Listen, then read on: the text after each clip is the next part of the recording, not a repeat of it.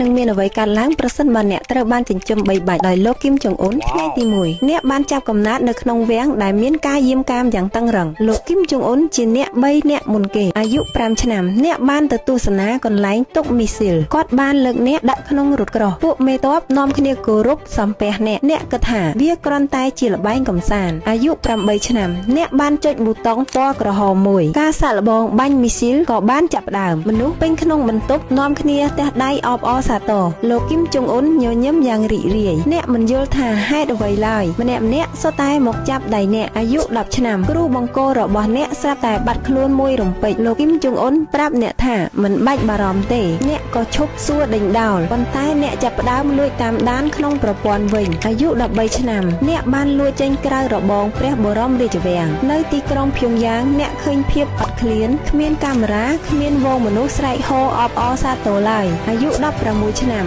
អ្នកបានទៅប្រឈមមុខជាមួយលោកគីមចុងអ៊ុនគាត់សើចហើយនិយាយថាភាពភ័យខ្លាចបង្កើតបានជាភាពស្មោះត្រង់អាយុ18ឆ្នាំគាត់បានហុចលេខកូដសម្ងាត់ឲ្យអ្នកបានត្រៀមខ្លួនជាស្រេចពិភពលោកកំពុងតាមដានបន្ទាប់មកគាត់ខ្សឹបប្រាប់ថាថ្ងៃណាមួយពួកគេនឹងកាន់តែខ្លាចអ្នកជាងនេះទៅទៀត